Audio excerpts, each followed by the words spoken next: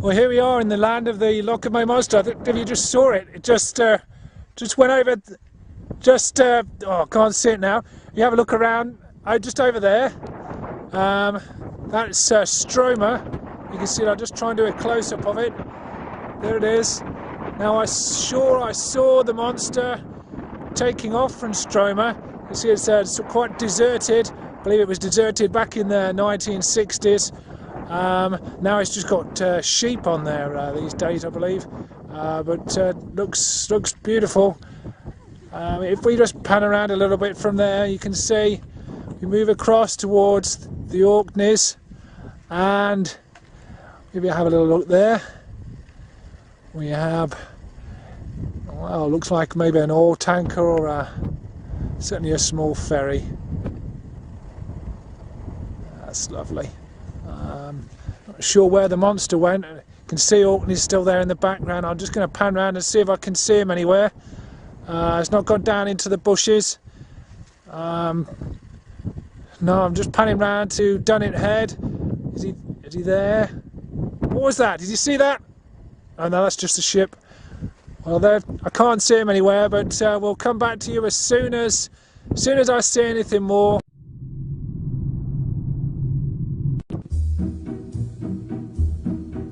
Well, welcome back. You find us today on a hill fort, an ancient hill fort. This is very close to Scarscurry, East May. Look behind us, you can see that familiar little stack there.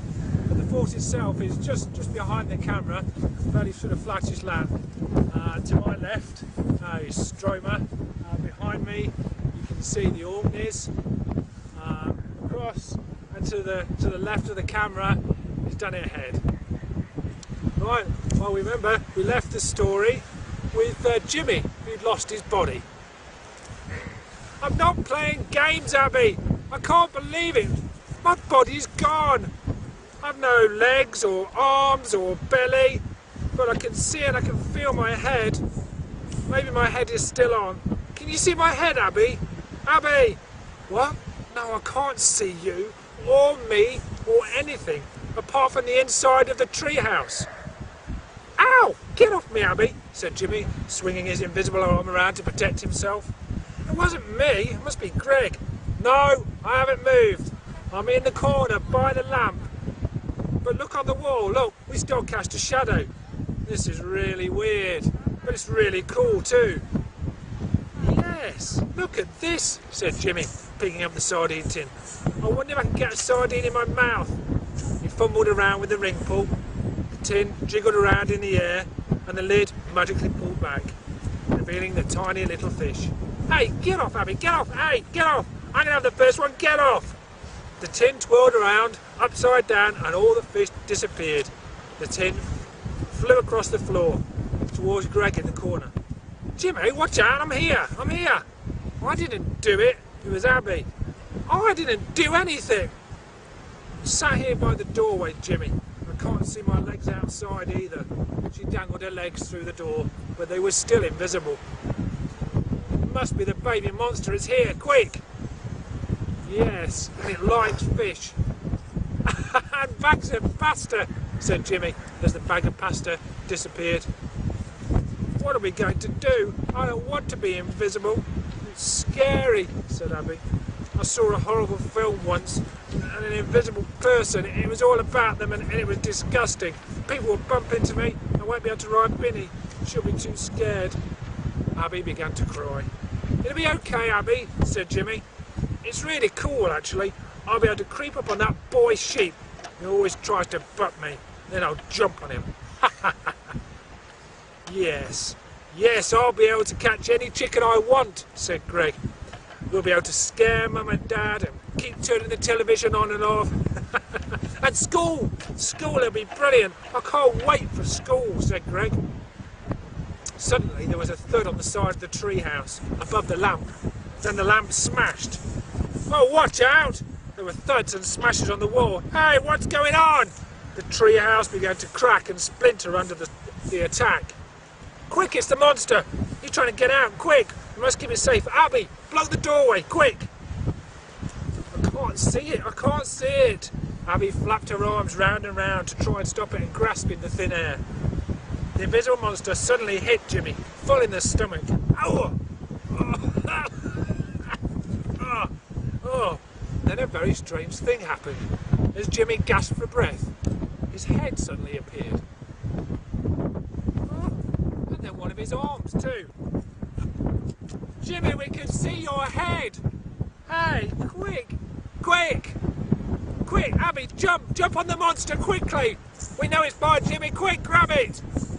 They quickly leapt onto where they thought the monster would be, and on top of Jimmy. Jimmy, we can see your head, I know! They both jumped and crawled and grappled. I've got him, I think, yes. You two can let go now, said Greg. Let go. How do you know it's a he? Said Abby. I'm just guessing, Abby. I think it's a he. Maybe it's a she. I don't know.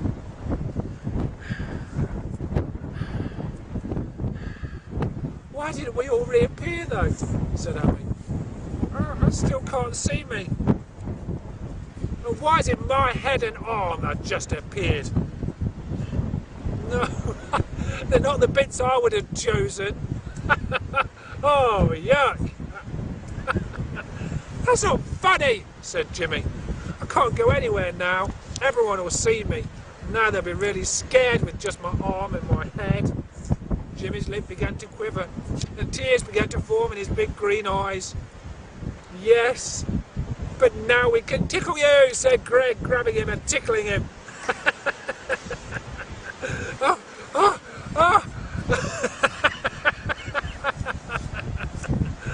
Jimmy wriggled and giggled and burst into laughter. In fact, he laughed so much he had to stop to use his inhaler. As he drew in a huge breath and inhaled from his blue puffer, the rest of his body began to form too, bit by bit, until it was complete, apart from his left foot, which stubbornly refused to appear. You're back, Jimmy! You're back! Give me an inhaler, quick, said Greg. A few minutes later, every part of Greg was visible too. Abby didn't really like the inhaler, but she tried, breathing and puffing in equal measures, and finally, looking very pale and exhausted, reappeared too. It's a good thing I get asthma, said Jimmy, but how are we going to get the monster to breathe the inhaler? I don't know, Jimmy, but it's his magic. Maybe he can work it out himself. The monster seemed to sigh in Greg's arms. It had stopped struggling and felt safe and content with Greg. The monster felt very tired, and slowly it drifted off into a deep, peaceful sleep. Come on, we'd better get off. Come on, we've got to feed the animals. Come on. It'll be dark soon. The fox will get the ducks. Come on. Well, what about my foot? Said Jimmy. That's not come back. Oh. Yes, I can see that. You'll have to wear long trousers or something. It's not fair. Why does it always happen to me? Said Jimmy, feeling a gap in his mouth where his front teeth had recently fell out. After quickly feeding all the animals, the children bundled in through the front door, and Dolly greeted them, excitedly jumping and licking whoever she could. Greg quickly slipped into his bedroom, puts the monster under his covers, and locked his door. He paused for a moment. He wondered whether the monster would eat his gerbils or not, but he didn't think so. Greg! Shouted their mum from the kitchen. Coming! Can you just watch the dinner a minute? Me and Dad have got to help the farmer. He's delivered some bales of hay. We need to go and put them away. Okay, Mum. Greg looked at the large pan of meat and vegetables on the cooker. They were covered in a sickly brown sauce.